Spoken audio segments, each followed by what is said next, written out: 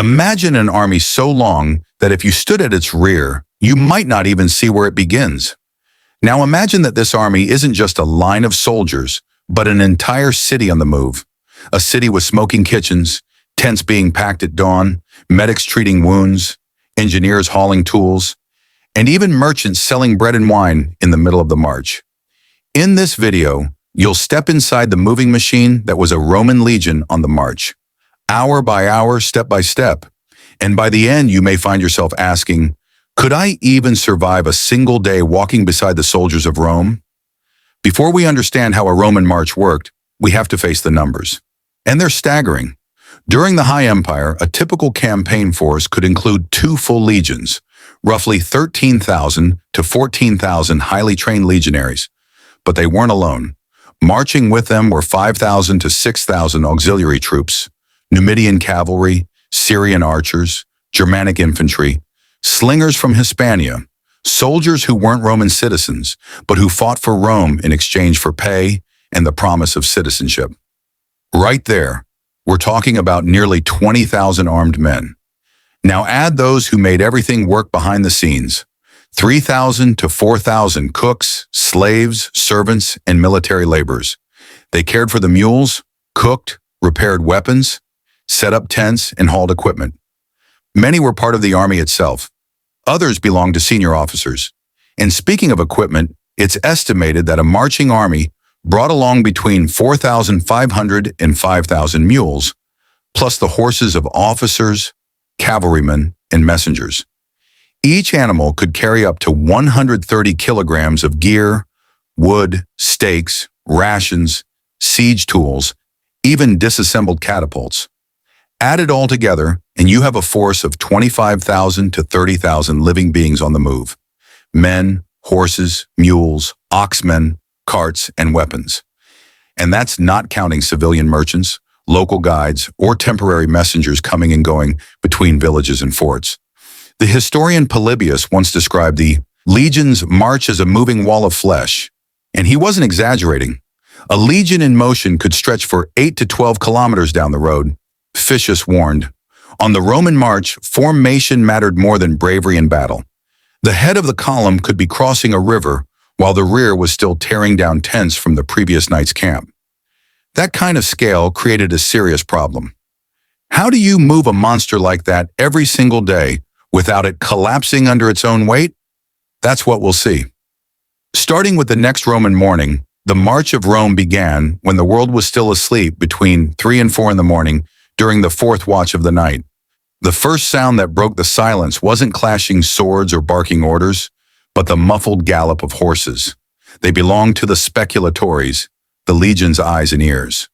More than scouts, they were an elite group trained to move ahead of the column, detect ambushes, monitor enemy movements, evaluate routes, and investigate suspicious villages. They departed before sunrise with a single objective: make sure nothing interrupted the advance of the Roman serpent.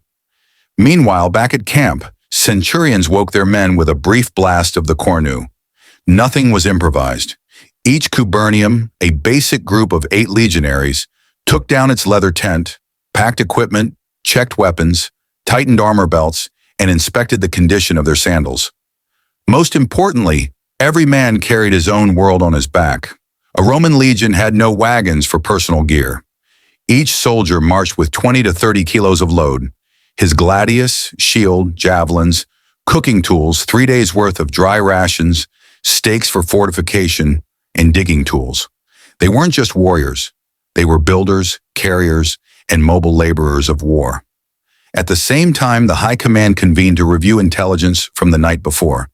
The legatus legionis, military tribunes, and chief engineers went over reports from messengers and scouts, then selected the day's route. Marshes, rocky hills, or areas prone to ambush were avoided whenever possible. The priority: keep the march flowing and predictable, but never vulnerable. At that same hour, the animals began to be prepared. Mules were fed, carts inspected, and the impedimenta, the supply train, was organized with the same discipline as the troops. Any mistake there could bring the entire column to a halt. Just before sunrise, the head of the column was already moving. The sound was minimal. Discipline was absolute. The soldiers marched in silence. No talking. Out of turn. No laughing. No singing. The idea was simple. No one should know Rome was coming until it was too late. At the very front, where the unknown lay ahead and danger lurked around every bend, marched the vanguard. And this wasn't just a few scouts thrown together. It was a hybrid force, deliberately designed to be fast, reactive, and deadly. Rome understood that a surprise attack could wipe out an entire marching column if word didn't reach the corps in time. That's why the vanguard was made up of elite auxiliary units, non-Roman but hardened soldiers recruited from some of the fiercest peoples in the empire. Numidians and Thracians and light cavalry, masters of fast maneuvers across rough terrain, Gauls with hunting instincts, Cretans and Syrians armed with long-range bows. Protecting the core of that forward line were light infantry, lightly armed and barely burdened, ready to run, strike, or retreat in seconds. Their mission, keep the road clear and secure before the main body arrived. And that meant facing tribal ambushes, disarming traps made of logs, hidden pits or buried spikes, inspecting silent villages that might hide hostility, and engaging in skirmishes with enemy scouts when needed. But the vanguard's job didn't end with combat. It was also the army's warning system. In regions like Germania, where thick forests limited visibility, the distance between the vanguard and the main body could stretch as far as 3 kilometers. That buffer zone was vital. It allowed forward units to send alerts, request reinforcements, or if needed, retreat without throwing the entire column into chaos. Writings from authors like Vius and Tacitus highlight how crucial this structure was. Losing the vanguard in a long stretched-out march often meant panic, disarray, and certain death for the legion. It was the first line of defense and the most fragile. That's why Rome didn't assign just anyone to that position. The men chosen for the vanguard were seasoned veterans, often hardened by decades of campaign. They had the authority to make quick decisions and knew they were the first to enter dangerous ground. If they failed, no one else would get the chance to respond. Right behind the vanguard marched the quietest yet most decisive men of the Roman march, the agraores, the military surveyors. Armed with simple instruments like the groma and korobits, they performed tasks that could determine the success or failure of an entire campaign. They were trained topographers, specialists in turning any terrain into a fortress. Even before the first tent was pitched, before the first shield hit the ground, these men had already mapped the exact coordinates of where the legion would sleep that night. Using stakes, ropes, and solar alignments, they defined the boundaries of the castum, the fortified camp built at the end of each day. And they couldn't get it wrong. The chosen site had to meet near mathematical standards. A clean water source nearby, solid, well-drained ground, elevated position for visibility, access to wood and stone for reinforcement, and if possible, an open field for deploying in battle if needed. And all of this had to be decided in marked hours before the first legionary arrived, because a legion stalled without a camp was a perfect target. Marching near the surveyors was the command nucleus. The legatus legionist, the legion's highest-ranking officer, didn't walk with the regular troops, nor sit comfortably at the rear. He held a strategic position, isolated but accessible, surrounded by his personal guard, military tribunes, and a small team of administrative officers. From there, decisions were made. Changes in route, responses to scout reports, last-minute adjustments for terrain, weather, or enemy movements. Orders flowed from the center like blood through veins. Horse messengers called Caesarus galloped from the commander's post to the front, flanks or rear carrying coded instructions. Everything had to be done with precision, without noise, without hesitation. Writers like Fontinus in his Sardigata describe cases where the choice of campsite determines the outcome of entire campaigns. A poorly drained field could become a swamp after a night of rain. An overlooked hill could become a vantage point for enemy attack. A river too shallow might fail to protect the flank, and Rome knew it. What's most impressive about all this is that it wasn't exceptional. It was routine, repeated daily, as if every step of war had been prescripted from the very first movement. And then came the heart of it all, the central nerve, The beating soul of the Legion, the main body. Here marched the veteran legionaries, the fresh recruits still in training, the stake carriers, the tool bearers, men who quite literally carried Rome on their backs. This core block consisted of about 13,000 legionaries organized into 10 cohorts per legion, each subdivided into centuries of 80 men. Alongside them marched thousands more, military servants, slaves, and animal handlers, another 4,000 people, and thousands of mules, each carrying up to 130 kilograms of essential equipment. But what made this mass impressive wasn't just its size, it was the discipline with which it moved. The Roman march was organized with a precision that borders on modern military logistics. Each century knew its exact place in the column. Veteran soldiers were placed at the front to set the pace. New recruits marched in the middle, surrounded by experienced men to prevent disorder. And the troublemakers brought up the rear, where they could be closely watched. The march wasn't in battle formation. It was arranged as a narrow column, 2 or 3 men wide, adapted to the terrain. This allowed the army to snake through valleys, ancient paths, narrow trails, and mountainous regions without losing cohesion.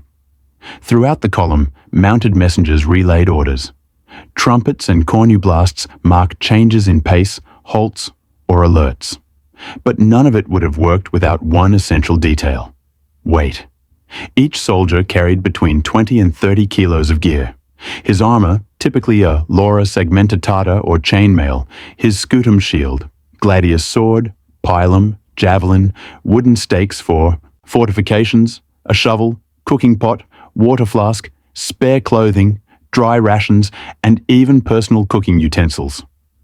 The Romans nicknamed them moi marani, Marius's mules, a term born in the Republic when Consul Gas Marius reformed the army and made personal gear transport a central doctrine. The daily march covered 20 to 30 kilometers, and that average was sacred. No more, no less. Marched too far, and the men were exhausted, vulnerable. Marched too little, and the campaign slowed, exposing the army to unnecessary risk. The pace was calculated, the effort distributed. The legion didn't rush, it advanced. And if someone collapsed, the rule was simple. If they were close and terrain allowed, they were helped. If not, they were left behind. Efficiency came before compassion. Behind the living wall of the main column followed the one element. No general could overlook the baggage train. It sustained the legion far from home. Yet paradoxically, it was also its weakest point. Known to the Romans as the impedimenta, this long line of carts, animals, and servants wasn't an afterthought. It was the army's logistical heart. Here traveled the reserves of grain and salt, barrels of vinegar, construction tools, disassembled artillery, scrolls with maps and orders, spare tents, skins, cloaks, footwear, medicine, blankets, everything needed to keep the legion operational for weeks without outside support. The train consisted of hundreds of mules and oxen, each carefully loaded with essentials. The carts, reinforced with thick wood, double wheels, and leather-bound axles, were guided by skilled servants. Some were enslaved, others hired. Many had served the same legion for years, knew the routine by heart, and in practice were treated as part of the military machine. Yet despite its importance, the baggage train was slow. Painfully slow. That's why its placement was strategic. Usually in the center of the column or directly behind the main body, shielded by the rear guard and flanked by mobile patrols.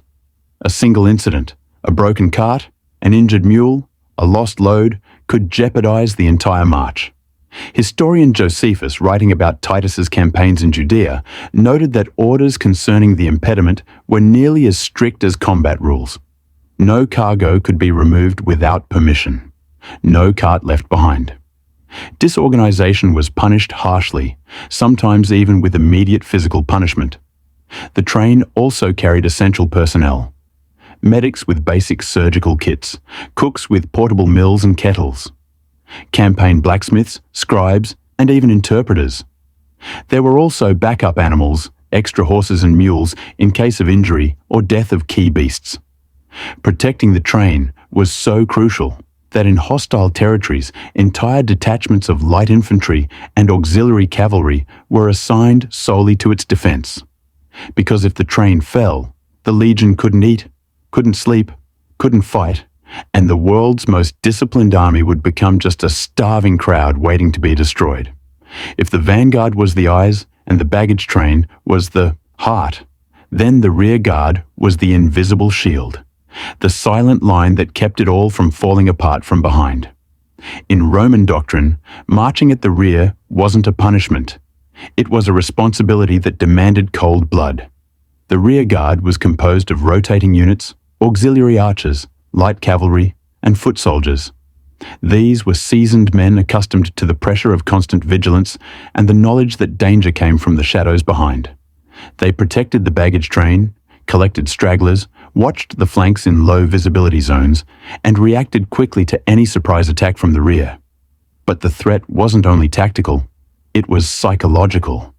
A rear attack, even a small one, could spark panic.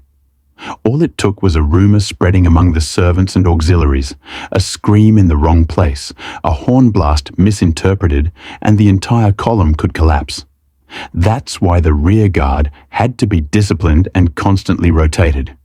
Its units were regularly swapped out to keep morale and focus sharp. It also served as a line of enforcement. Deserters trying to slip away at the tail of the column were caught right there and often executed on the spot, especially during critical campaigns.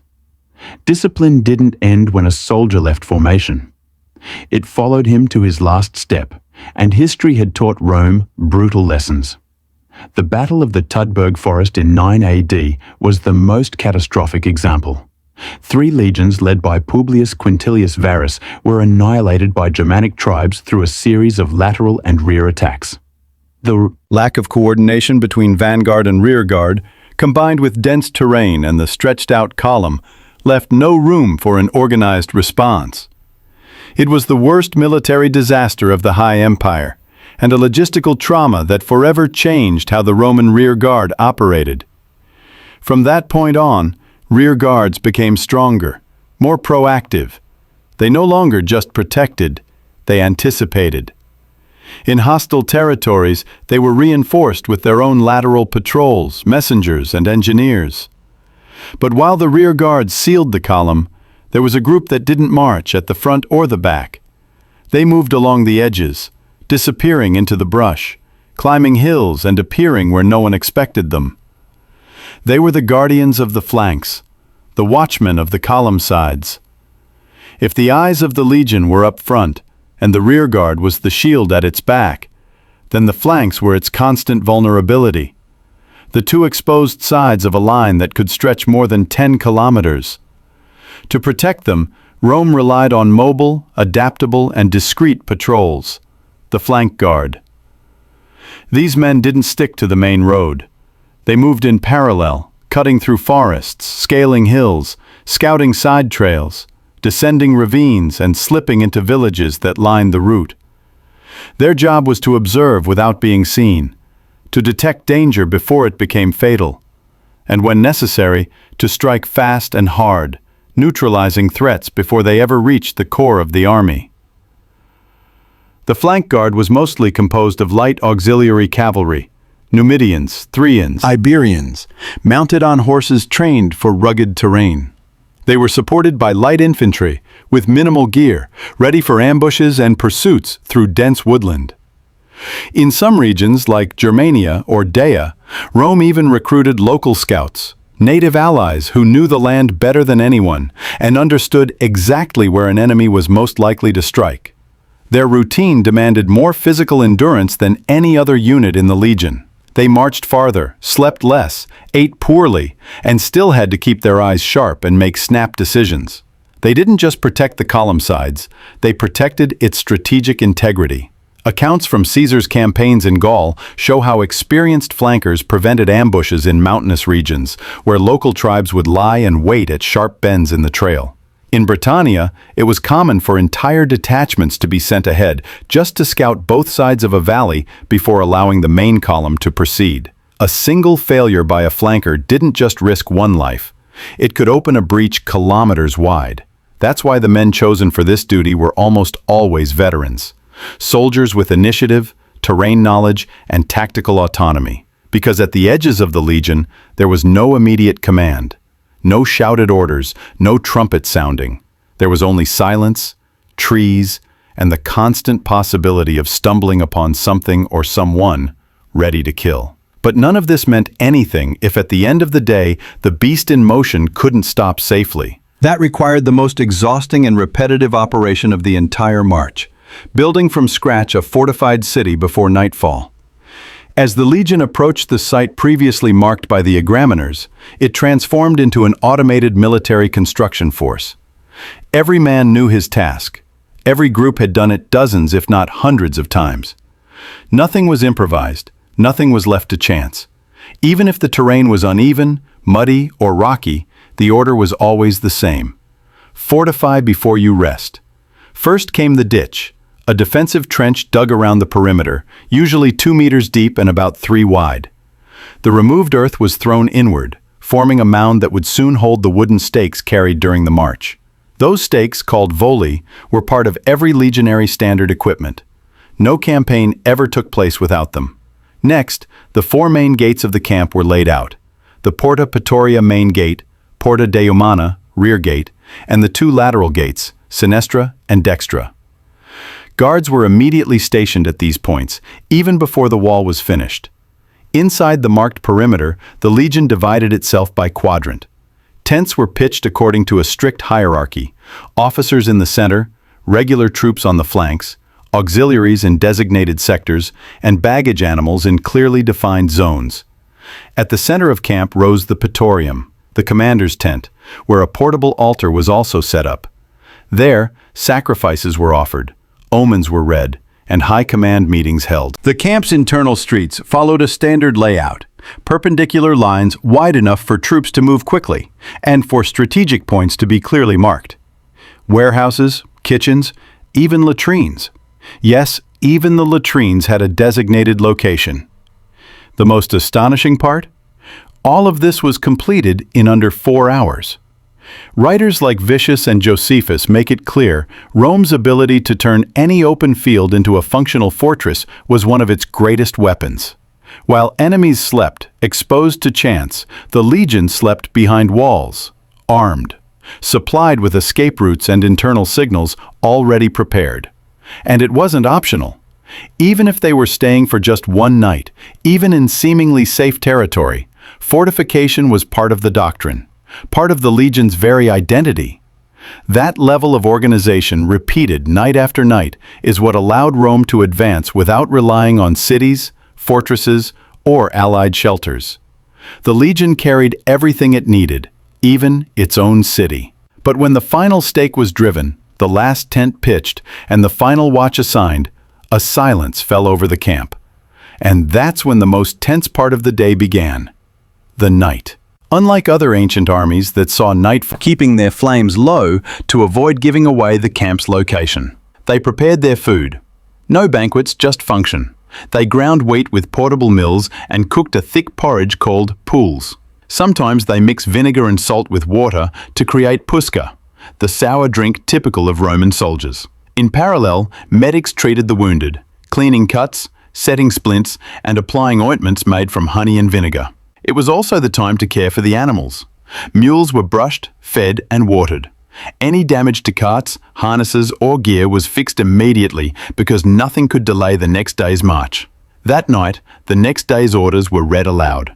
Centurions received instructions directly from the tribunes who had just come from the Praetorium. Punishments were announced, warnings delivered, and when necessary, executions carried out calmly as a clear reminder that discipline never slept. But what truly defined a Roman night was its silence. The Legion operated under a strict, sound discipline code. No laughing, no music, no loud conversations. Even footsteps were muffled. The reason was simple. The enemy might be listening and order had to prevail even in the dark. Night patrols were strict. Each sentry was given the day's password called the tessera and had to present it at checkpoints during their shifts. Shifts rotated every 3 hours and were staggered to prevent exhaustion. The penalty for falling asleep on watch was the harshest of all. death by stoning. Carried out by the Sentinel's own contentorium. A brutal practice, but one that ensured no one forgot what was at stake. Even at rest, every soldier kept his shield within reach, his gladius at his side, his sandals ready to slip on in seconds. In case of attack, everyone knew exactly where to run, what gate to defend, what formation to take. The Legion was never caught off guard. It was the one doing the surprising. And so, after 24 hours, what seemed like just a military march revealed itself to be a flawless choreography of survival, strategy, and total domination of time and space. The Roman Legion wasn't just made of soldiers. It was made of planning, discipline, and a doctrine that could transform any hostile terrain into an extension of the empire. At once machine, beast, and city, it marched like a mechanism, breathed like a living body, and rose like a portable fortress every single day. And now that you've walked beside it for a day, ask yourself, could you survive this routine for even a week? If you enjoyed this video, subscribe to the channel so you don't miss the next ones. And as always, may Mars guide you in battle.